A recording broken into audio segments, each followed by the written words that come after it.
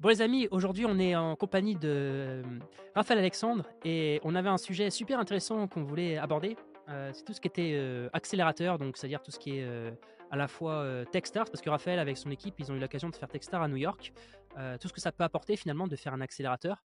Et l'idée c'est de faire un peu une discussion comme ça sur tout ce qui est incubateur avec Station F, où Raphaël se trouve même actuellement, et Techstars, ce que ça peut apporter dans la vie d'un SaaS.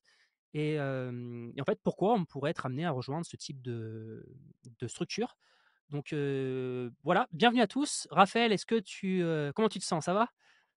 Ouais, ça va, c'est cool, merci pour l'invite, Julien et non, bah, hyper content de partager. Bah, ouais, du coup, là, je suis à Station F, c'est assez cool, c'est grand. Je suis aussi content, tu vois, de pouvoir partager un peu les pros, les cons, un peu Ouais, de Station F et de Techstars.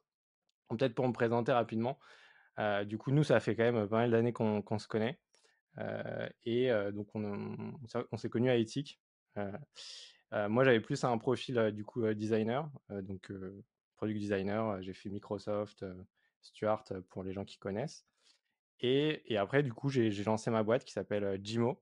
Donc ouais, c'est un no usegimo.com. usegimo.com, c'est un no-code tool, qui permet de créer des onboarding in-app, de manière hyper simple et efficace, pour nudger vos utilisateurs d'étrangers à champions de votre plateforme. Et, heu et du coup, comme disait Julien, ouais, on est passé par, Station F, au début, puis après Techstars à New York.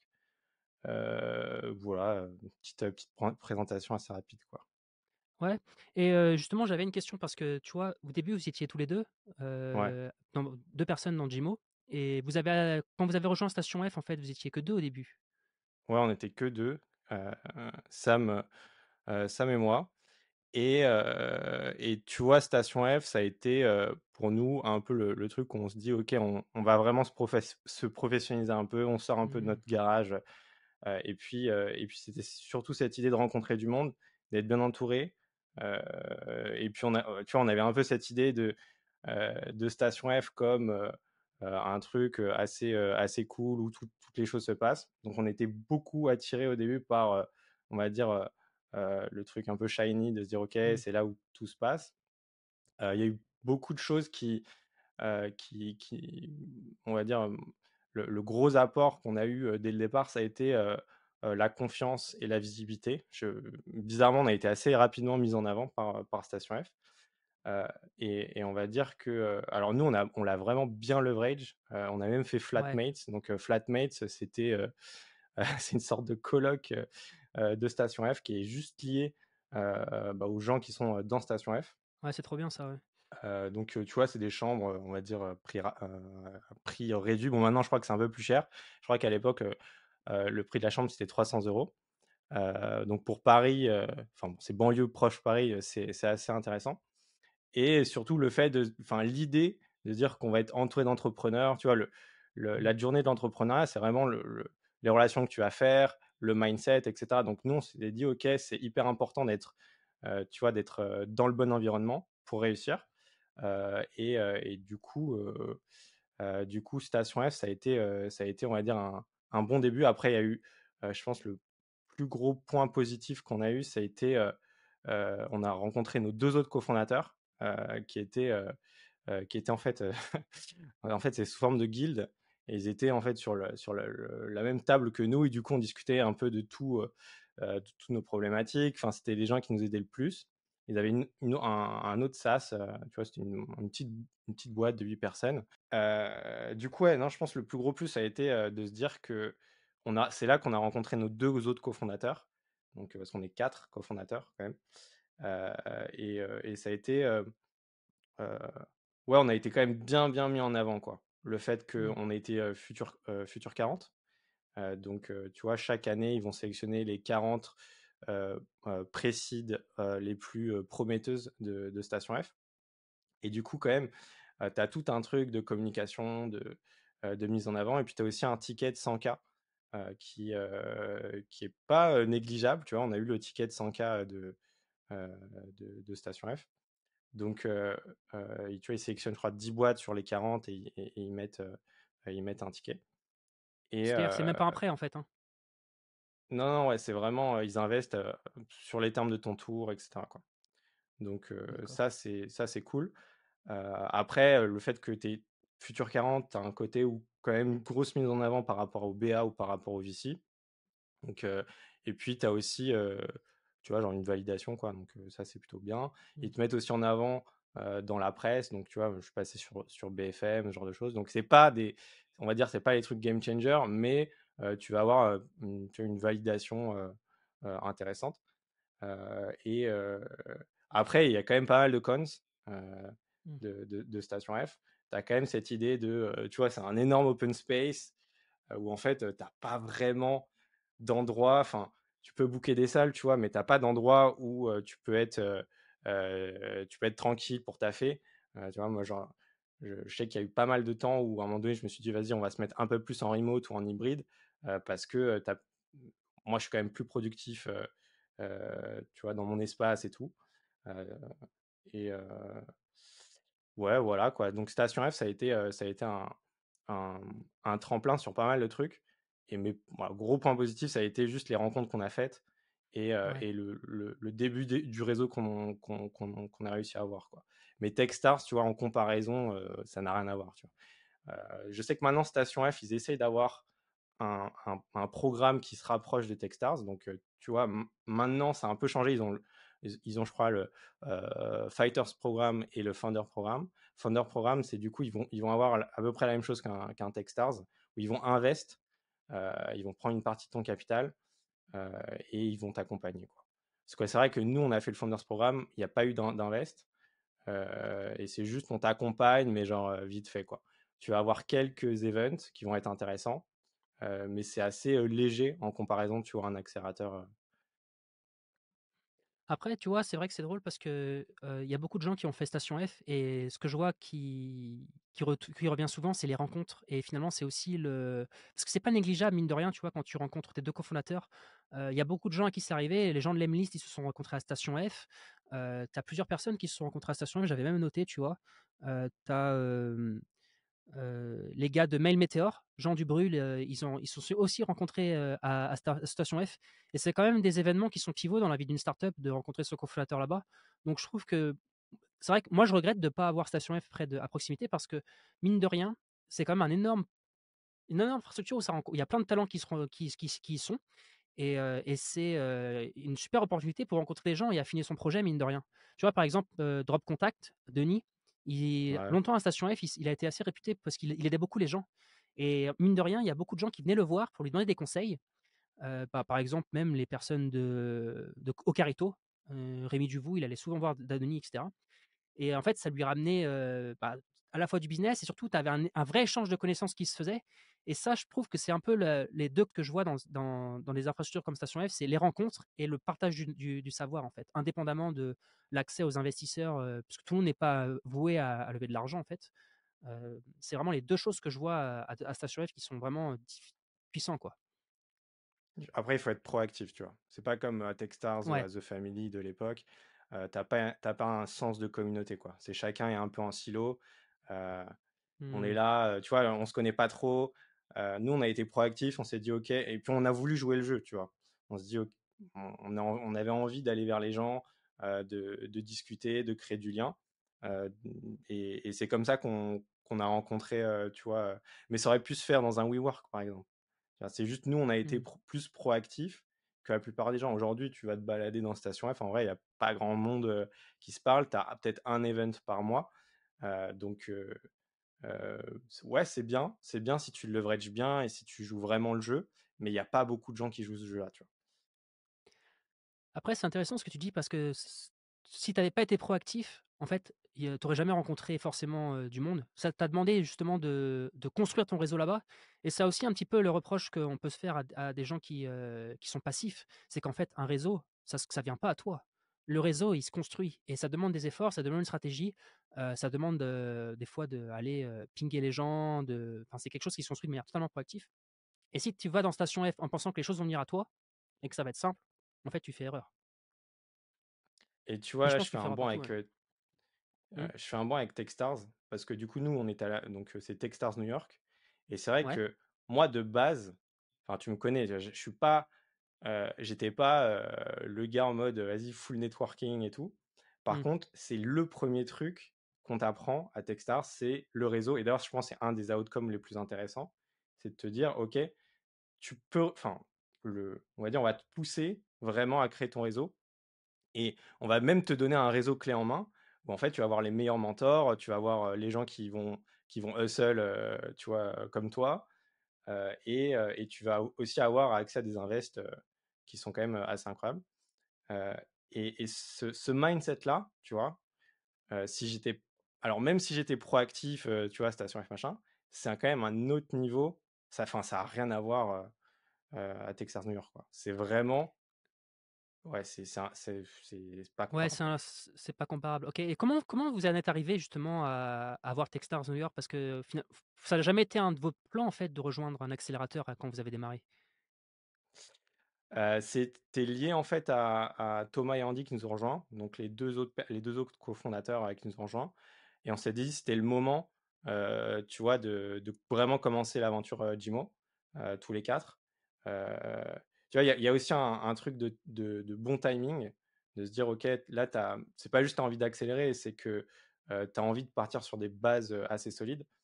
Mmh. Du coup, Thomas et Andy connaissaient déjà bien Techstars et c'est eux qui nous ont quand même poussé à se dire vas-y, on fait une base solide. Et la réflexion, ça a été de se dire on a fait un switch entre on voulait être tu vois, un peu bootstrap à on veut lever des fonds et devenir une billion-dollar compagnie. Et ce switch de mindset, il s'est fait vraiment à ce moment-là où on est devenu quatre, quoi. Mmh. Quatre cofondateurs. Et donc le choix de partir à New York, ça a été vraiment un choix de se dire vas-y, go big or go home. Mmh. Et vraiment, pour le coup, là, tu vois, c'est la step d'après pour sortir du garage. C'est de se dire vas-y, là, on veut vraiment créer un gros truc qui nous dépasse complètement, quoi. Euh, ce qui est différent du mind. Je sais que, tu vois, nous, on est un petit groupe et il y a beaucoup de gens qui sont. Et je respecte complètement les gens qui sont bootstrap. Et c'est juste là, à ce moment-là, où je me suis dit, OK, j'ai envie de. Enfin, on avait envie de changer de mindset, quoi. Et du coup, ça fitait vraiment bien avec ce truc-là. Et tu vois, quand tu vas à Techstars, au-delà du network, tu as ce truc où, en fait, euh, on te. Enfin, tu vois, nous, ça fait, je sais pas, ça fait plus de 10 ans qu'on se connaît. Et on a toujours eu un peu cette vibe entrepreneur depuis tout le début. Mais je pense que la première fois où j'ai vraiment appris un peu la rigueur de l'entrepreneuriat, la rigueur sur même pas mal de sujets, tu vois, le funnel d'acquisition, la levée, comment pitcher, etc., c'était à Techstars. C'était vraiment l'école pour moi, tu vois, de ce que j'attendais depuis, je sais pas, des années, de me dire, OK, tu as des gens qui sont passés par là, tu as rencontré plein de mentors qui ont déjà fait les mêmes erreurs que toi. Et puis, tu as vraiment ce mot accélérateur, en fait, où tu rencontres vraiment les bonnes personnes au bon moment et tout ça sur une échelle de 3 mois. C'est pas 2 ans, 3 ans, c'est vraiment 3 mois intensifs, comme une prépa, quoi. Donc, tu vois, c'est venu au bon moment, quoi. Texas, c'était vraiment venu au bon moment. Après, je pense que même si on le refait maintenant, ça peut avoir du sens parce que, tu vois, bah, nous, on y est allé vraiment très, très early stage. Aujourd'hui, je pense que tu vois, le contexte a changé et tout. Tu peux pas arriver en mode, OK, tu as très peu de customers ou quoi, il faut que tu aies déjà une traction, etc.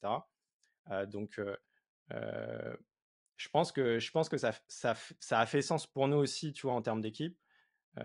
Et ouais, voilà quoi. Ouais, c'est intéressant ce que tu dis sur le changement de mindset, parce que là, en ce moment, tu vois, j'étais mal la semaine dernière et je me suis mis à écouter le podcast Silicon Carnet en boucle. Ouais, Et donc, Silicon Carnet, c'est des gens ouais. qui sont dans la Silicon Valley. Et c'est trop marrant parce qu'en fait, tu avais, alors je sais plus si c'est lui, mais en gros, tu avais je crois que c'est le CEO de Platform.sh. Ils sont arrivés à San Francisco. Il expliquait que, en fait, bon, ça revient souvent dans les épisodes, ça, ce changement de mindset. En fait, quand tu es à San Francisco, tu te rends compte que, en fait, on pense petit en France parce que en fait, il s'attendait à ce qu'on lui pose une question sur comment est-ce qu'il allait devenir une billion-dollar compagnie. Donc, il avait préparé son speech, tu vois, devant les VC. Donc, il prépare son argumentaire sur comment est-ce qu'il va être une billion-dollar compagnie. Et après, on lui demande et comment tu vas devenir une 10 billion-dollar companies. Et lui, au début, il a cru que c'était une blague, tu vois. Il s'est dit, ouais, et en fait, il a pas préparé. Et en fait, c'était pas une blague. Il fallait vraiment qu'il réponde. Et c'est pour te dire en fait à quel point ils pensent big. Et si tu, en fait, Ouais, ouais. si tu veux pas faire un truc big, faut pas y aller en fait parce que ça les intéresse pas. C'est vraiment ce changement de mindset, il est nécessaire en fait pour quand tu veux rentrer dans des écosystèmes comme ça. Ouais et puis tu vois même, psychologiquement nous de partir à New York et tout, enfin ça nous a fait quelque chose, tu vois? Tu as ce changement de mindset, le fait que tu es vraiment sur place, que tu vois tous les jours, on est dans le même Airbnb et cetera. Tu as ce côté où ça te transforme, tu as vraiment une expérience humaine qui te transforme. Hem et après, ça nous tu vois, ça nous a aussi complètement décomplexés sur la levée parce qu'on a même levé à des termes qui sont pas du tout, des termes, français, quoi. Donc nous, tu vois, on a levé à 7 000 000 Mmh. et tu vois, en France, c'est tu pas de enfin, avec, tu vois, le nombre de customers qu'on avait et cetera, c'est enfin, ça se voit pas, quoi et ça nous a complètement décomplexés et c'est passé. Donc tu avais vraiment ce truc-là où en fait, ils ont mis la barre à un certain niveau et ouais, c'est complètement, changé l'état d'esprit, la manière de voir les choses et c'est quand même assez difficile, tu vois, à expliquer parce que c'est des choses qui sont pas forcément palpables, c'est des choses que tu vis, c'est des choses qui changent ton mindset, ton tu vois, day to day, qu'est-ce que tu fais, comment tu réfléchis, ton point de vue sur les choses. Donc heu et tu vois, en comparaison avec, quand je faisais Station F, tu vois, Station F, ça fait 2 ans qu'on est là, bah, ça a rien à voir, quoi. 3 mois à New York où, vraiment tu as quelqu'un qui t'accompagne, tu vois, par exemple KG, le managing director, c'est celui qui je pense qui nous a le plus apporté, qui vient, tu vois, un peu, te donner les bonnes billes et qui vient un peu insuffler aussi, ce mindset-là tout le temps et ça bon, je pense que Station F, ils sont en train d'un peu, changer leur fusil, d'épaule et plus, s'orienter sur un accélérateur. Mais en tout cas, voilà, nous, heu, Techstars, ça a été de loin, un game changer, quoi. Ouais. De toute façon, j'en ai entendu que du bien, de Techstars, à New York. Par exemple, les gars de Jérémy Boissino de Favicon, il a aussi fait Techstars New OK. York et il disait que c'était vraiment un truc qu'ils avaient aussi beaucoup changé, j'imagine qu'il faisait aussi référence au changement de mindset et cetera. Hem, Moi, j'avais une question au-delà du changement de mindset. Est-ce que tu penses que ce type d'accélérateur, il t'aide aussi d'un point de vue, sur tout ce qui est, indépendamment du réseau? Parce que mine de rien, quand vous avez fait votre product hunt, j'imagine que le réseau de Techstar a été très intéressant. Alors on sait qu'un product hunt, c'est pas Ouais, non plus life changing, mais tout ce le fait d'être introduit à un réseau, aussi grand que celui de Techstars, est-ce que ouais, ça ouais. tu vois ça comme quelque chose qui est significatif? Ouais, bah, tu une entraide énorme, tu vois? Genre ça, c'est clair, même pour potentiellement des customers. Donc c'est sûr que nous, nos product hunt, c'est les 2 product hunt qu'on a fait, c'est grâce à Techstars, hein. Donc Mmh. ouais, l'entraide, les mentors, les alumni, tu as aussi, tu vois, il y a souvent il dit souvent give back, give first, je crois, quelque chose comme ça et donc tu le sens. Au début, tu te dis: «Ouais, c'est un peu bullshit» et en fait non, parce que tu sens que tu as quand même le réseau qui suit à chaque fois, que c'est pas juste, 3 mois, c'est que ça te suit toute ta vie. Donc tu as ce côté un peu alumni à l'américaine qu'au début je trouvais bullshit et en fait, pas du tout. Heu, donc non, non, tu sens vraiment le côté réseau, plus que le côté mindset. Après, moi, quand je faisais mindset, ça a été aussi le fait de voir les choses sous forme de funnel, quoi. De se dire: «OK», enfin vraiment de restructurer un peu ta manière de voir le business, de penser le business et heu et et et donc tu vois, même pour le product hunt, de se dire: «OK, le funnel», tu vois même enfin ouais, ça a complètement changé nos process et notre vision, quoi. Ouais et tu penses que, parce qu'en fait, moi, un des trucs qui me fait le plus, quand tu lèves de l'argent, j'ai toujours ce sentiment que tu vas dépendre de l'agenda de l'investisseur, dans le sens où lui derrière, faut qu'il a un fonds, donc sur 8 à 10 ans, il faut qu'il puisse, avoir une certaine liquidité. Donc soit, il fait une M&A, soit il sort au prochain tour, Mmh. soit il y a une IPO qui se fait dans le meilleur des cas pour lui. Est-ce que ça, c'est quelque chose qui, quand tu rentres dans ces boucles-là, Techstars et cetera, faut pas se mentir, tu récupères de l'argent, mais derrière j'imagine que tu dois délivrer, énormément en fait. Ça doit Est-ce que c'est quelque chose où tu sens que ça a de l'impact ou, pas vraiment en fait, vous préoccupez pas de ça et vous avancez à votre rythme? Ouais, nous, pour l'instant, après, on a levé, avec une safe, donc tu vois, on n'a pas levé en dur, donc il n'y a pas eu, tu vois, un board ou quoi. Donc ça n'a pas changé, en fait, la structure Ah intéressant. ou les décisions. Donc ça nous a juste donné du runway. Ça nous a juste donné plus de temps, en fait, pour créer le produit, heu et pour faire voilà, plus d'expérimentation. Euh, donc, non, voilà, ça nous a permis de survivre en fait. Donc, Ouais, c'est un seed en fait que vous avez fait. ouais. Ouais, c'est un seed à 7 millions, c'est quand même pas mal en vrai. C'est vrai qu'on est sur Non, des. non, alors, non, non, la valo elle était à 7 millions, on a levé un point. En fait, c'est juste que la valo à 7 millions, 7,1, c'est hyper rare pour une boîte française. Mm. Surtout tu Et vois, genre ouais. en précide, etc. quoi. Ok, intéressant. Et donc après, du coup, Station F, je sais pas si tu vois d'autres choses que les gens devraient connaître sur les avantages que ça peut avoir, ou à part réseau, sur le produit, ça vous a aidé un peu quand même? Sur le produit, non, non, ça nous a pas aidé plus que ça. Je sais que tu as deux, trois conférences de temps en temps, euh, mais non, ça nous a pas, franchement, ça nous a pas aidé plus que ça, le Station F. Euh, donc, qu'est-ce que je pourrais te dire? Ouais, je pense que c'est tout, hein. Station F. Parce que c'est marrant, parce que du coup, en euh, fait, vous avez un produit pour aider les gens à faire un meilleur produit. Si ouais. tu peux nous dire un petit peu comment vous en êtes arrivé en fait parce que ça a été une série de pivots, comment vous en êtes arrivé en fait à faire ce que vous faites aujourd'hui avec Jimo? Et surtout, ce qui m'intéresse aussi beaucoup, même à titre personnel, c'est les différentes choses que vous avez remarquées qui vous ont aidé à faire vos pivots. Parce que c'est ce que les gens doivent bien comprendre quand on fait un SaaS, très souvent, à moins de viser directement dans le mille du premier coup, c'est que c'est une succession de petits pivots qui t'amènent à trouver le nord et derrière, après, bah, en fait, à trouver une direction dans laquelle tu suis. C'est plus cette partie-là aussi qui m'intéresserait un peu d'avoir votre avis sur comment vous en êtes arrivé là, en fait. Mhm. Et ce que vous faites. Ouais. Bah, alors moi, à la base, on va dire que c'était un pain point que j'avais vu chez Stuart.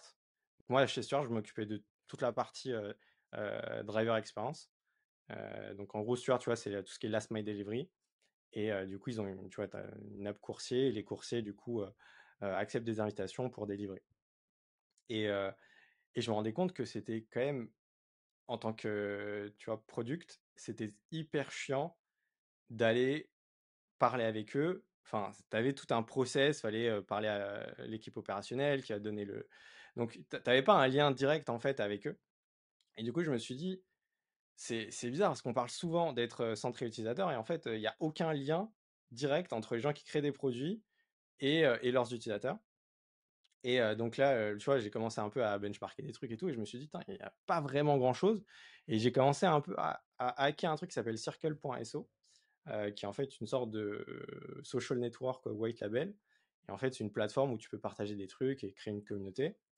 Et je me suis dit, ok, ça peut être pas mal de réfléchir en fait à une solution euh, ouais, tu vas avoir un lien direct en fait entre les utilisateurs et les équipes produits. On va dire, ça a été la réflexion de base où je me suis dit, ok, on parle de continuous discovery, mais en fait, il n'y a aucun outil pour vraiment faire de la continuous discovery avec les utilisateurs.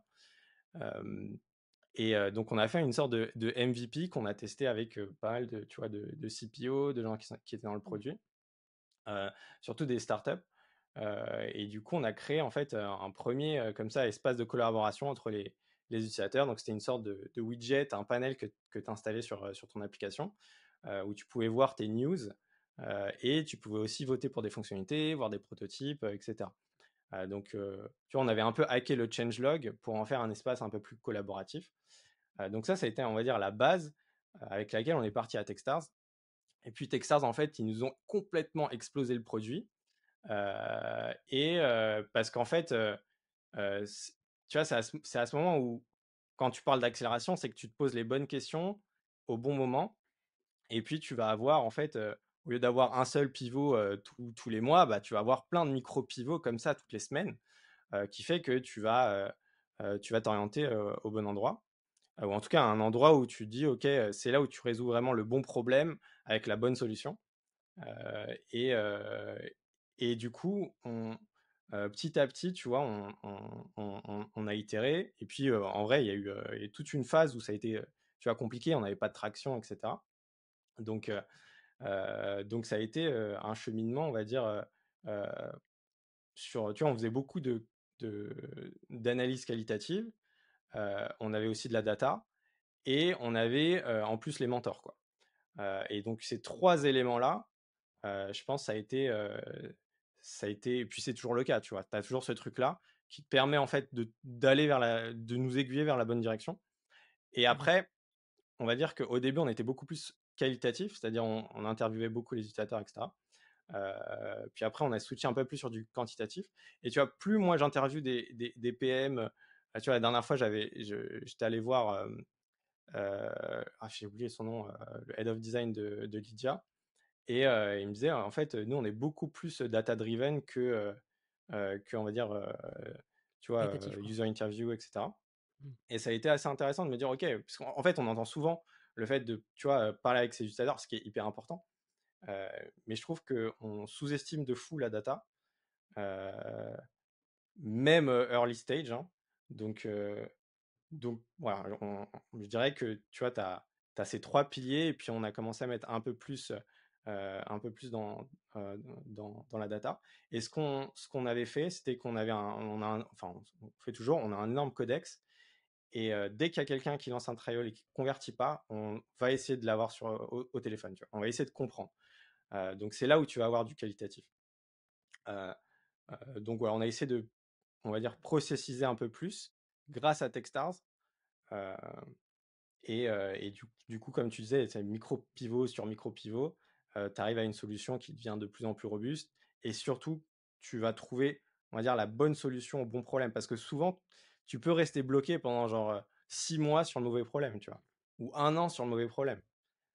Sur un problème au final qui n'est pas un vrai problème, ou sur lequel il n'y a pas de business. Donc, tu vois, se poser la question de se dire, OK, est-ce que je suis dans le bon problème? Euh, Est-ce qu'il y a un marché pour ça? C'est quand même important. C'est super intéressant ce que tu dis et c'est pour ça aussi que, pour moi l'entrepreneuriat, ça a été une de mes leçons il y a les dernières années, c'est que c'est un jeu de cash. Parce que tu sais jamais combien de temps ça va durer, ces espèces de recherche vers une primitive qui a de la valeur, tu vois? Ouais. Et finalement, tu vois, c'est intéressant parce que mine de rien, ça t'a quand même aidé Techstar au niveau du produit. Parce qu'ils t'ont aidé à affiner en Ah, fait, Techstars, ouais, carrément. ouais, ils t'ont aidé en fait sur le produit à affiner je sais pas comment on peut dire, la visière quoi pour viser dans un vrai problème qui allait permettre de scaler. Moi, j'aime bien ce que tu dis sur tout ce qui est qualitatif versus quantitatif. C'est vrai que j'ai un des gars, je sais pas si tu connais la boîte Freebie, Ça me dit un truc, Freebee. ouais, ça me dit un C'est un truc. logiciel pour les freelances en fait. Et lui, il a vraiment poussé. Il a fait l'interview d'ailleurs sur SaaS Club que je vous invite à écouter si vous ne l'avez jamais fait. Il a vraiment poussé le truc du feedback qualitatif à mort. Par exemple, il avait même des gens qui payaient en fait pour faire les questions des professionnels en fait du customer interview parce qu'il disait que trouver les bonnes questions c'était très très dur au début. Et l'un des risques que je vois aussi dans le qualitatif, c'est qu'il faut bien dissocier les gens par persona. Dès que tu commences à avoir des personnages différents, ça devient un casse-tête pour orienter le Nord parce que tu peux avoir des gens qui ont des besoins particuliers et qui vont absolument pas correspondre à l'autre personne. Et tu te dois Mhm. en fait de justement à la fois trouver le Nord, mais trouver le Nord pour le bon persona. Parce que si tu commences à avoir plusieurs personnages, c'est là que c'est le début des emmerdes. Puis même, tu peux te tromper. C'est-à-dire, tu vois, Product Hunt, ça peut être complètement contre-intuitif parce que tu peux avoir, euh, en fait, tu peux avoir les mauvais personas qui te font un feedback, et ça te défocus complètement du vrai business. Exactement, Euh, ouais. donc, il faut vraiment aussi faire gaffe à, tu vois, un lancement Product Hunt, dire est-ce que c'est la bonne cible, parce que ouais, tu peux juste perdre du temps, quoi. Et même planter une boîte parce qu'en fait, tu as priorisé les mauvais feedbacks. Et aussi de comment tu priorises le feedback, parce qu'on va te faire un feedback tu vois, l'utilisateur, généralement, il ne sait pas exactement ce que ça serait la bonne solution. Il va avoir une idée, il va se dire, OK, je veux tel bouton, machin, mais l'idée, enfin, la réflexion, c'est de se dire, OK, c'est quoi ton problème? Donc, faire un peu un step back, de se dire, OK, qu'est-ce que tu veux, enfin, c'est quoi ta Ouais. vraie problématique? Tu peux pas, tu vois, genre, il y a souvent, pour moi, la discovery, c'est shits in, shits out. Si tu la fais mal, si tu fais mal la discovery, et quand je dis discovery, j'inclus aussi le quantitatif. Si tu fais mal ta discovery, ça impacte trop ton produit et ça impacte trop ton business à la fin. Donc, tu as aussi une méthode de le faire. Et le Techstars, en fait, le fait que. Donc, tu vois, tu as un truc qui s'appelle Mentor Madness Week. Donc, tu as vraiment enfin, pendant une semaine, tu vas rencontrer, je sais pas, 50 personnes, 50 mentors. Et après, eux, ils vont te sélectionner. Et toi, tu vas aussi faire tes choices. Et l'idée, c'est que c'est des mentors qui vont t'accompagner ad vitam aeternam, quoi, en gros. Et donc, dans ces mentors-là, tu vas rencontrer beaucoup de mentors produits, des mentors business, etc. Donc, forcément, les mentors produits, eux, ça va être des gens qui viennent de Google, de machin, des gens où c'est difficile d'avoir, on va dire, difficile d'accès de base. Et eux, forcément, tu vois, je pense qu'ils Ils ont un recul, ils quoi. ont, euh, ils ont du recul, ils ont un knowledge qui est quand même assez cool, et ils vont avoir directement un œil assez précis sur ton problème. Surtout moi, tu vois, enfin, Jimo, nous, c'est c'est quand même un produit pour des product people. Donc forcément, si tu as la chance, pendant rien qu'une semaine, de rencontrer des gens qui sont dans le produit, dans des grosses boîtes comme ça, tu as du feedback aussi hyper qualitatif, quoi. Ouais, carrément. Et par exemple, au niveau du quantitatif, vous êtes sur Amplitude, c'est ça? Alors, oui, mais là, on est en train de voir pour aller sur Joon. Je sais pas si tu connais Joon.so. Que de nom. C'est un Français en plus qui a Pas fait de ça fou. derrière. Ouais, ouais, ouais, qui est très très cool. Donc, je dirais que c'est un peu pour un segment plus startup. Euh, Ah ouais, ça fait la même chose qu'Amplitude ou Mixpanel? Tu peux voir tes graphes de cohorte, et cetera? ouais, mais on va dire, c'est plus simplifié, et je dirais que c'est un segment différent, quoi. Ah, j'irai Voilà. checker, c'est intéressant. Toi, tu fais Parce comment? que bah, moi, j'ai tout dans Mixpanel. J'ai toujours utilisé Mixpanel, en fait, depuis le début, donc j'ai jamais Ok. switché. Après, je sais qu'Amplitude, il est plus puissant. Si tu veux vraiment faire des choses très puissantes, Amplitude, c'est toujours mieux. Maintenant, le problème, c'est que, bah, moi, j'ai pas vraiment besoin d'aller voir en détail des trucs très, très précis. Mais je pense que, tu vois, un truc par contre qui est vraiment super, c'est les graphes de cohorte. Ça, une anecdote que je vais te raconter. Quand j'étais à The Family, Crisp, il venait de rentrer, tu vois. Et ce qui était intéressant, c'est que du coup, j'avais accès à énormément de mix panels différents, tu vois, et d'amplitude. Et donc, je voyais en fait un peu les stats de chaque startup. Et une fois, j'avais été sur les startups sur l'amplitude de Crisp, et j'avais fait le nombre de personnes qui envoient un message et qui vont renvoyer un message dans les jours qui suivent ou dans la semaine qui suivent. Et je regardais les graphes de cohorte, et leurs graphes, il était alors, tu avais toujours ton graphe de cohorte, ça tombait au début, normal, mais en fait, après, très vite, tu voyais que ça faisait une courbe et les gens, ils churnaient Hmm. pas. Et c'est là, en fait, dans les graphes de cohorte que j'avais, la première fois que j'ai envoyé Valorant, j'avais dit, regarde, ça, cette cohorte-là, elle est max. Et c'est là, en fait, dans ta graphe de cohorte que tu comprends que tu résous un vrai problème. Parce que tu as trouvé ton action spécifique, donc en gros, leur primitive, eux, c'est l'envoi d'un message, et qu'en fait, les gens, ils continuent à la faire dans le temps. Et là, tu sais que tu es sur quelque chose, tu vois. Parce que tu sais que tu as un vrai business Ouais, qui apporte de la valeur, quoi. ouais. Mais tu vois, tu as aussi ce truc-là parce que nous, c'est ce qu'on est en train de développer en side avec Jimo, c'est de se dire, OK, c'est comment tu définis le succès d'une fonctionnalité, et comment tu Hmm. définis même ta North Star sur, euh, tu vois, c'est quoi la North Star de Crisp, c'est quoi la North Star de Jimo. Et, euh, et même, tu vois, cette définition-là, elle est pas déconnante. Au début, tu prends ça un peu à la rigolade, et au final, non, tu te rends compte que c'est quand même, ça peut être l'ADN aussi de ta boîte et tout. Ouais. Euh, Moi, je me posais la question en vrai, toi, quand tu disais, ouais, j'ai trop envie de faire Station F, etc., ou, alors je sais pas si toi, tu avais envie de faire un Techstars like, euh, mais je me posais vraiment la question du pourquoi. Est-ce que c'était plus tu vois, cette envie d'être entouré de gens, tu vois, un peu la vibe du truc, Hmm. ou est-ce que, ouais, enfin, tu voyais ça comment? Bah, en fait, j'ai bootstrappé pendant 4 ans tout seul, et je sais qu'il y a une hype au niveau du solo founder, et cetera.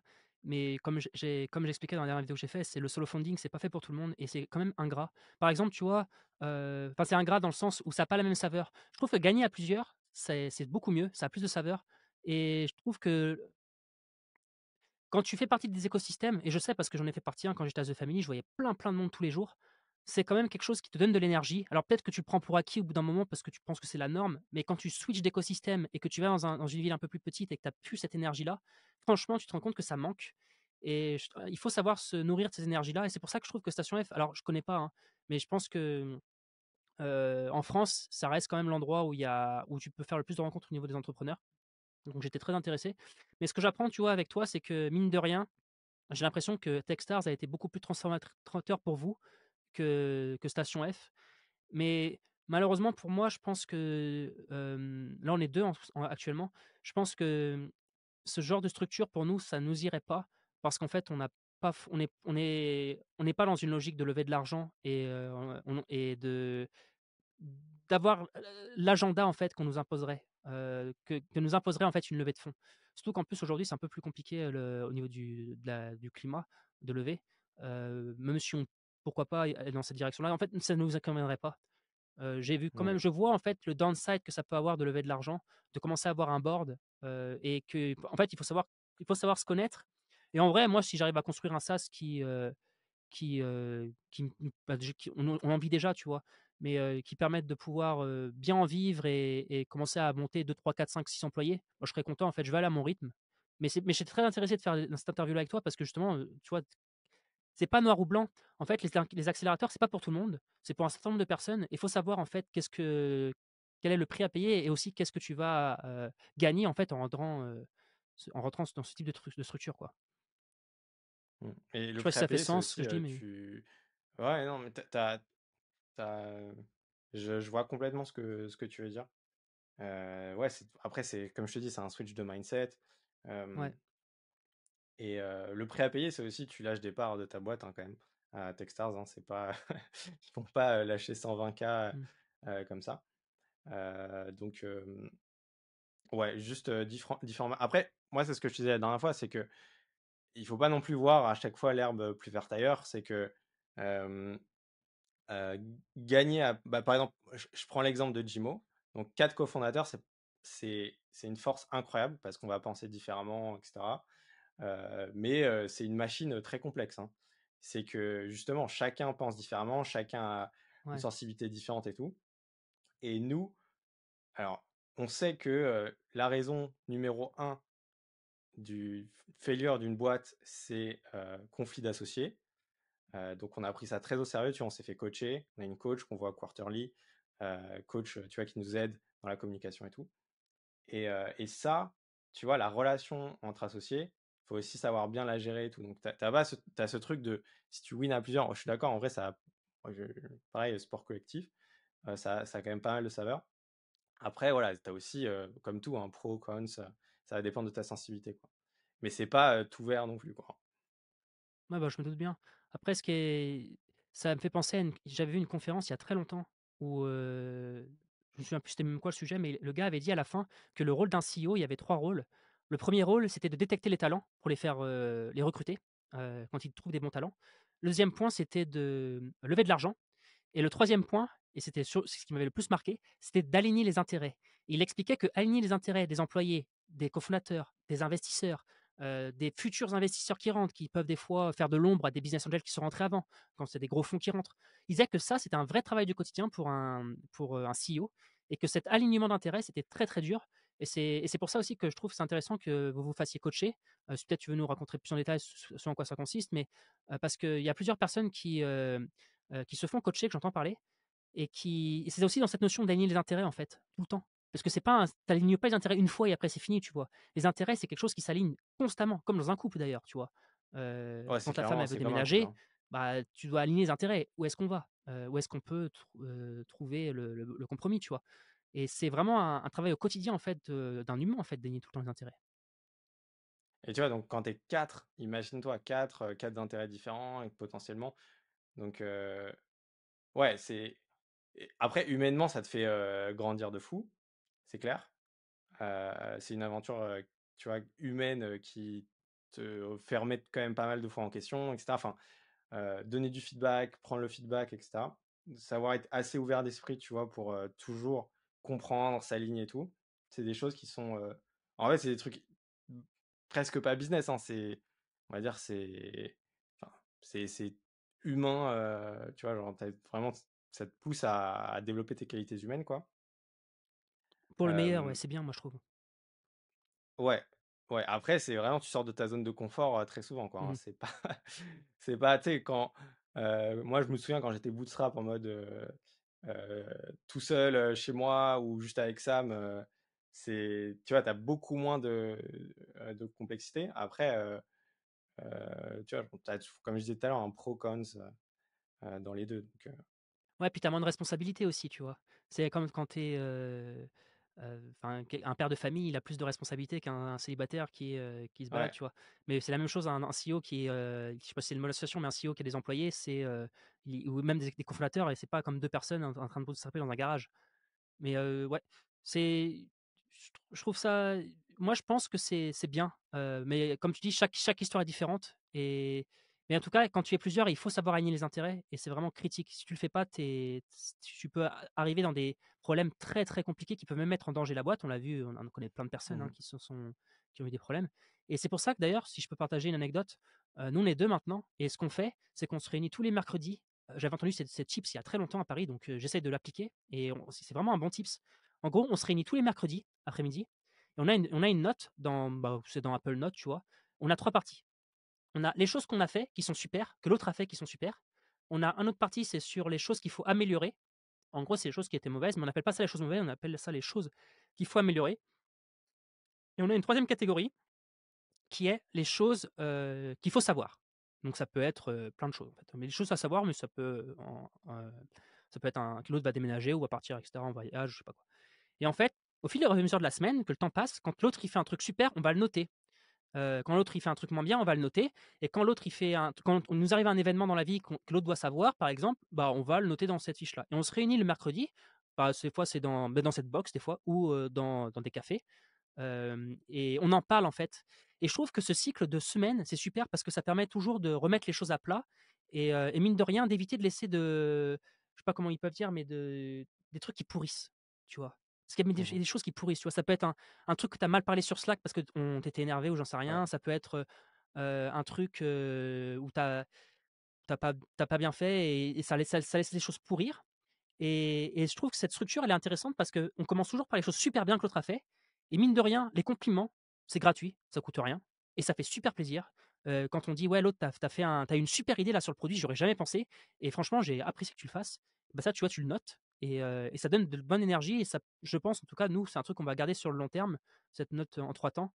Les choses bien, les choses à améliorer et les choses à savoir parce que ça nous aide, en fait, à avoir une relation sur le long terme qui est, plutôt saine, on va dire. Parce que, bah, en Ouais. fait, voilà. Non, c'est hyper important de décanter parce qu'à un moment donné, ouais, enfin, mais même de manière weekly, parce que ça peut péter à un moment donné où tu où tu t'y attends pas du tout. Hem et nous, c'est déjà arrivé, tu vois, que quelque chose qui pète et c'est aussi pour ça qu'on a pris une coach.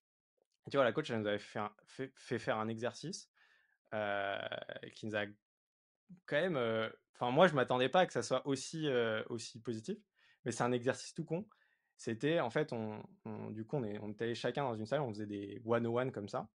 Elle dit: «OK, votre exercice, c'est, heu, vous prenez 15 minutes et vous citez 3 qualités, vous développez sur 3 qualités, de la personne en face de vous, donc du cofondateur en face de vous et juste de faire cet exercice-là, de de se focaliser sur les qualités et de l'exprimer oralement, tu vois? Tu crées en fait une relation, tu changes le prisme en fait de la relation, un court instant et franchement ça nous a fait enfin du bien de ouf. Alors que tu vois de base là quand je te le dis, je te dis: «Ouais, ça paraît un peu con». Mais en fait, heu, on met souvent de la rigueur sur plein de trucs, tu vois? Les process, machin et tout. Alors que, mmh, je trouve ça tellement sous-évalué, sous-rated de mettre de la rigueur dans les relations, tu vois? Donc même, tu vois ton process de weekly et tout, je trouve que parfois c'est presque plus important, que d'autres process qu'on peut mettre, tu vois, funnel, même feedback ou quoi que ce soit. Mmh. Heu, la relation, ouais, c'est peut-être le cœur du truc, quoi. Et c'est surtout le cœur d'une stratégie de long terme. Parce que quand ta boîte, elle atteint des milestones, mais qu'elle pète en plein vol, bah, en fait, des fois, ça peut mettre tout le travail dans les années à la poubelle et c'est dommage. Donc c'est vrai que je suis et d'ailleurs, c'est la même chose dans des mariages, hein. Si je pouvais dire, une chose, au Julien d'il y a 10 ans, c'est que, les, mmh on a tendance à penser que tout va être rose tout le temps, mais en fait, un couple, il y a toujours des tensions. Il y a des fois, il y a des tensions qui peuvent faire, tu perds des cheveux, tu vois? Mais si tu te bats suffisamment longtemps et que tu arrives à résoudre les problèmes et que vous êtes ensemble contre le problème et pas l'un contre l'autre, tu vois? eh bien, en fait, vous allez finir par dépasser ces difficultés et ça va renforcer votre couple et c'est la même chose, en fait, dans une entreprise. L'entreprise, elle va toujours avoir des merdes à un moment et si ensemble, Mmh. les 4 cofondateurs ou les 3 cofondateurs ou les 2 cofondateurs, ils s'associent et ils arrivent à passer ça, sur le moment, c'est pas agréable, hein, tu tires la tronche, mais sur le long terme, ça te renforce et c'est ça, en fait, aussi, je trouve les couples forts. C'est pas ceux, en fait, où ils se sont rencontrés et tout va bien tout le temps. Les couples forts, c'est ceux qui ont eu des emmerdes, mais qui, ont su réussir à passer ces emmerdes-là et qui arrivent à trouver encore à être heureux ensemble, tu vois? Là, tu as un vrai couple qui est fort. En tout cas, c'est ce que je leur ai dit Ouais, au ouais. Julien, c'est qu'il faut Ouais. se il faut se battre quand tu as des emmerdes. Faut pas quitter, tu vois? Ouais, c'est clair. Après, c'est intéressant ce que tu dis sur, l'esprit d'équipe, hein, quand même. Parce que tu peux souvent être, avec ton ego, tu vois? Genre, c'est con même dans une équipe de cofondateurs de se dire un contre un, 2 contre 2, et cetera. Et c'est vrai, le travail sur, son ego, de se dire: «OK, parfois il faut le mettre un peu de côté». Heu et quand je faisais, le développement personnel, même de tes valeurs et tout, moi ça a été surtout ça, tu vois? De se dire: «OK, heu, faut jouer en équipe, faut pas jouer, tu vois, solo, c'est inutile, ça sert à rien». Et puis, mais c'est quand même un mindset à avoir, tu vois? De se dire: «OK, là on joue en équipe, il faut vraiment qu'on joue en équipe». S'il y a quelqu'un qui est un peu moins bien, ça peut arriver, tu vois? Tu as des phases comme ça, il faut qu'on Ça réussisse arrivera à forcément même. ouais. Et ce mindset-là, il est hyper, comme tu dis, c'est un marathon, c'est un jeu long, donc c'est pas, ça sert à rien de se dire: «Vas-y sprint, sprint», donc ouais, c'est marrant. C'est marrant, tu vois, ce parallèle avec un couple, c'est un peu ça, quoi. Ouais et puis c'est du long terme, en fait, aussi un couple et tu ce qui est parce que même le projet final, c'est quand même une famille, tu vois? Mais tu vois, si je peux aussi dire un autre truc, c'est qu'on nous dit souvent qu'il faut, dès que tu as un problème, vas-y, résous-le direct, tu vois? Mais en fait, je me rends compte en grandissant, alors peut-être c'est parce que c'est notre culture aussi en France, je sais pas, mais qu'il y a des bons moments à aborder les choses. Quand tu as un problème, des fois, ça sert à rien de l'aborder directement à minuit, tu vois? T'attends, tu le notes est-ce qu'il peut Mmh. être résolu dans l'instant ou 3 jours plus tard, tu vois? Ou une semaine plus Mmh. tard. Il y a des bons moments, en fait. Tu es pas sans cesse obligé de réagir direct au moment et résoudre le problème direct. Il y a des moments, il faut attendre le bon moment et raborder le sujet autour dans un lieu qui est plus propice et surtout sur des sujets sensibles, par exemple. Et comme ça permet peut-être de mieux le résoudre parce que vous avez trouvé une solution, parce que les 2 personnes seront calmes, plutôt que de vouloir le résoudre à minuit quand tout le monde est fatigué, tu vois? Donc cette notion de moment, elle est aussi critique et c'est aussi pour ça que j'aime bien, tu vois, noter dans les choses importantes et d'avoir un moment qui, dans la semaine, qui fait pour résoudre ces problèmes-là, en fait, parce que c'est le bon moment, tu vois? Et c'est plus agréable aussi. OK. Donc, Ah, c'est marrant, du coup, maintenant tu es en équipe? Parce que, moi, je t'ai souvent, connu, solo ouais, founder et bah, là, tout. on est 2 maintenant et ça se passe bien, bah, on avance quoi, on fait notre bout de chemin. C'est un truc qui est très marrant, mais tu vois, j'écoute beaucoup d'interviews, je suis devenu fan des concepts des interviews parce que je trouve qu'il y a un s tu trop de trucs en écoutant les interviews et c'est pour ça qu'on en fait, tu vois? Et que j'adore, parce que en fait, dans les interviews, je me suis rendu compte d'un truc, c'est qu'il y a pas 2 histoires qui se ressemblent. Chaque sas, il est différent et c'est Mmh. ultra bizarre parce que tu as toujours tendance à chercher un pattern, une cheat sheet, tu vois? Avec un plan A, B, C, D, E, F, Z, E, F, Y, bref et en fait, ça existe pas. La vérité, c'est que tu as des gens qui font des trucs qui marchent, d'autres qui font la même chose, ça marche pas et que en fait, à la fin, tu dois juste faire ton bout de chemin avec les armes que tu as et se comparer sans cesse, c'est, trou très angoissant et surtout très contre-productif. C'est un peu mon avis après avoir écouté beaucoup d'interviews et c'est toujours intéressant de s'inspirer des gens, mais il faut garder son style, tu vois? Faut pas, non et accepter Mmh. aussi le hasard des choses. Il y a des fois où tu arrives au bon moment, au bon endroit et tu avances en fait, Après, tu as quand même enfin des tu fais ton histoire en inspirations, fait. tu vois? Tu as Ouais, quand même des inspirations, tu vois? Crisp, le fait que ça soit quand même notre cercle proche et tout, enfin, c'est inspirant. Le fait que, tu vois, au début, bah, notre groupe, il y a quand même beaucoup de bootstrappers, donc forcément ça aussi ça inspire, au début. Donc même toi, tu vois, genre, nous quand on était à Ethic, en vrai, on s'est connus sur le site du Zéro, je sais pas si tu te souviens? ouais, ouais. À l'époque, ancien Open Classroom. Et en vrai, on s'est suivi quand même depuis pas mal de temps et tu vois, toi, tu m'as inspiré, et le fait que quand même tu as un entourage qui fait que tu les copies pas forcément, tu gardes ton style et tout, mais ça inspire quand même. Moi, je trouve que heu, tu vois, c'est quelque chose qui peut potentiellement aussi te driver, te montrer une forme d'exemple, te dire: «OK, en fait, tu as ça qui est C'est possible», possible. ouais, Mmh. donc L'entourage, c'est ouais, je clé, pense hein. que Tu vois, ton entourage, il est si je extrêmement présent. si je reboucle avec Station F, Techstars, le, l'entourage, l'énergie, les discussions que tu vas avoir, tous les trucs qui sont à côté en fait du business direct, pour moi, c'est les choses qui m'ont le plus impacté, tu vois. La journey, l'aventure du truc, c'est la chose qui m'a le plus impacté. Et de éthique, tu vois, où on s'est rencontrés au business qu'on a lancé, etc. à l'époque, avant The Family et tout, je sais pas si tu te souviens, à maintenant, pour moi, ça a été ça. Ça a été les discussions qu'on va avoir, les réflexions, etc. Les actions que les autres gens ont, que je connais, tu vois. Genre, moi, je te connais et j'ai vu ce que tu as fait, tu vois. Valérian, pareil. Crisp et tout, tu vois en fait en direct des choses comme ça. Donc forcément, pour moi, c'est ça qui est aussi hyper game changer chez Techstars ou Station F, c'est que tu vois des gens faire, tu vois qu'ils réussissent, tu vois qu'ils se foirent mais qu'ils continuent. Euh, c'est l'énergie en fait qu'il y a Ouais. autour de ça qui est hyper importante. Et c'est le truc qui est le plus partagé. Tu vois, Techstars, quand tu voyais des gens rester bon, bah, tard, hustle et tout, ça te donne envie tu vois, d'essayer de faire la même. Quand tu vois des gens lever, euh, et réussir à lever, etc., tu as envie de faire la même. Quand tu vois quelqu'un qui pitch incroyablement bien, ça t'inspire, etc. Donc tu as quand même l'entourage, plus que l'entourage, c'est juste te dire, ok, tu te pousses à être au bon endroit parce que tu sais que c'est ça qui va faire aussi la différence. Tu vois.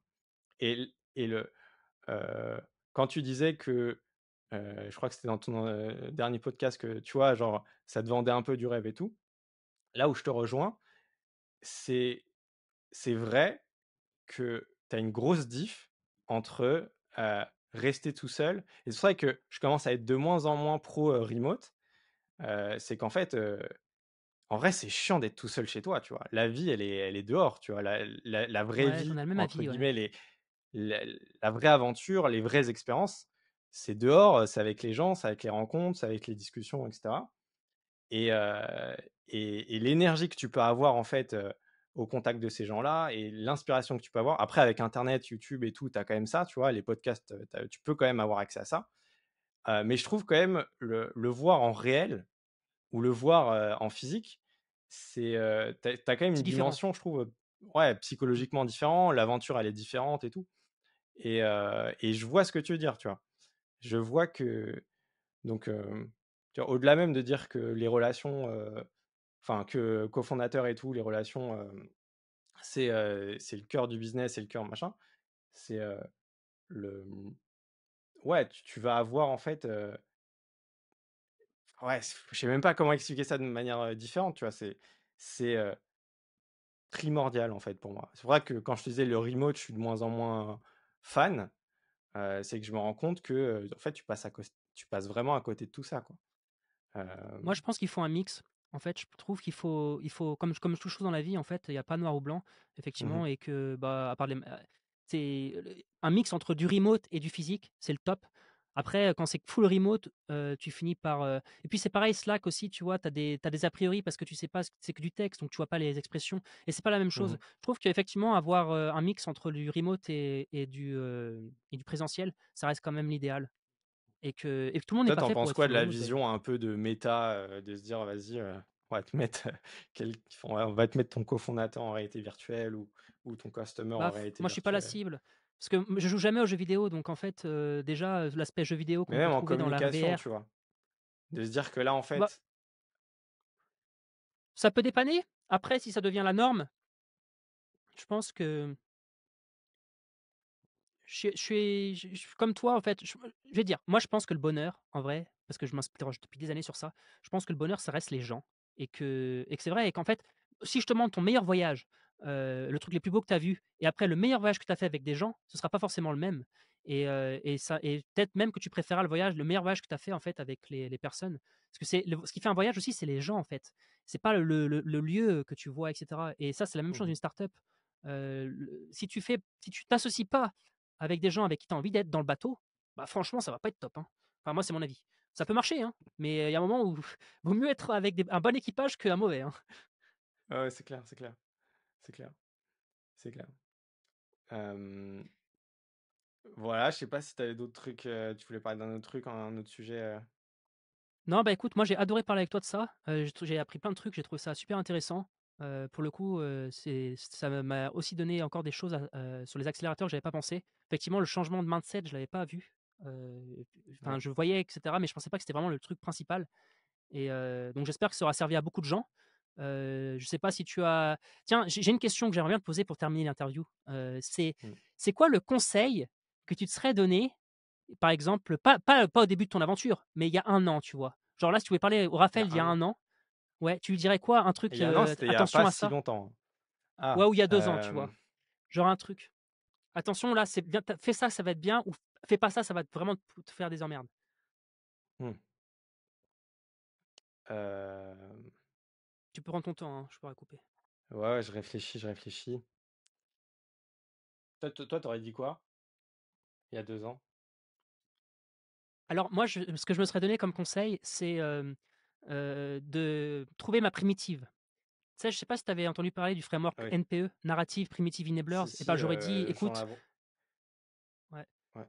C'est Jean de la Rochebrochard qui l'a inventé et je trouve ça vraiment c'est un super framework, ça aide à être focus et j'aurais dit: «Écoute, oublie tous les customer feedback. La base, c'est ton schéma narratif primitive enablers et une fois que tu as trouvé ça, tu peux commencer à écouter attentivement et tu vas pouvoir mieux dissocier les feedbacks qui t'envoient dans le mur de ceux qui améliorent ta primitive» et ça Mmh. aide à vraiment à avoir une vraie boussole, je trouve, ce framework. C'est ce que je me serais donné comme conseil il y a un an. Ouais, ouais, ça, c'est un bon conseil. Parce que si je devais Tiens, je choisir vais la un seul refaire. conseil vas-y. Ouais, vas-y. Non, tu dire quoi? J'allais te dire, c'est quoi un conseil que tu te serais donné avant de faire Techstar, par exemple, tu vois? Mmh, conseil avant de faire Techstars. Ouais, OK, j'ai un truc, mais ça n'a rien à voir. C'est faut pas négliger le Vas-y, sport. Faut pas ah, négliger le sport. En fait, il y a un truc où Techstars, c'était tellement intensif,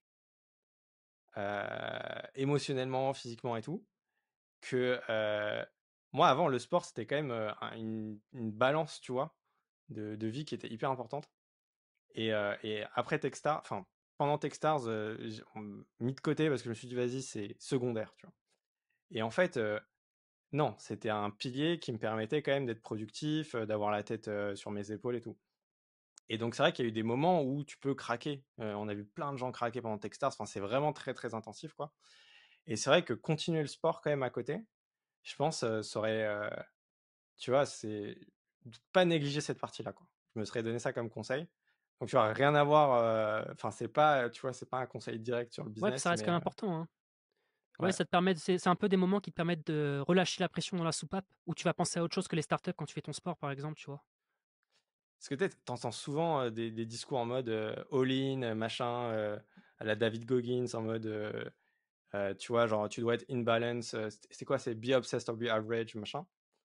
Heu, je pense que là, pour le coup, la balance, elle est hyper importante. Cette partie, OK, il faut que tu fasses du sport, il faut que tu fasses attention à ta santé et cetera, à ce que tu manges. Faut pas que tu négliges tout, en mode, «Vas-y, mon focus, c'est ça». Parce qu'en fait, pour moi, c'est un cercle vertueux. Moi, ça me permet d'être mieux dans ma tête, de réfléchir mieux, de mieux dormir et cetera, quoi. Donc Ouais. c'est tu vois, moi, je suis vraiment pas fan de ce truc-là, de se dire: «Vas-y, je je all in et j'oublie tout, toute la partie, tu vois, sur cet ultra focus sur ce truc-là». Donc je suis pas fan de cette narrative-là, quoi. Moi, j'aime pas et je l'ai même fait et tu sais, je vais te dire un truc, ça m'a rendu malheureux parce qu'il y a quelques années, quand j'avais fait une startup, je m'étais tout ce qui était en dehors de la startup n'était devenu qu'une perte de temps dans ma tête et toutes les choses que Putain, j'aimais c'est bien ouf. faire, comme le football, la cuisine, toutes ces choses-là, en fait, bah, ça ne pouvait que me conduire au burn-out parce que je ne faisais plus que ça et tout était devenu perte de temps et ça, c'est la mauvaise narrative parce que tout ce que ça t'emmène, en fait, c'est que ça t'emmène par une baisse d'énergie progressive qui t'amène à un moment où tu as plus d'énergie et où tu deviens blasé. Et le début des dépressions, c'est là où j'ai compris que j'étais dans un état où je commençais à devenir un peu bizarre, c'est que j'avais plus de sens aux choses. En fait, plus rien n'avait de sens.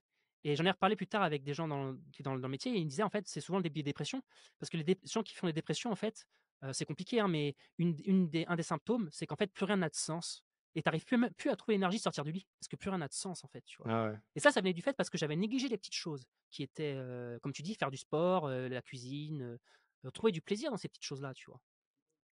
Ouais, Donc c'est un très il y bon a ce conseil que tu as donné. ouais, mais en fait, c'est ça qui est dingue, c'est qu'aujourd'hui, tu es abreuvé de trucs comme ça, hein, de se dire: «OK, be obsessed or be average» heu, de Cardone, je crois.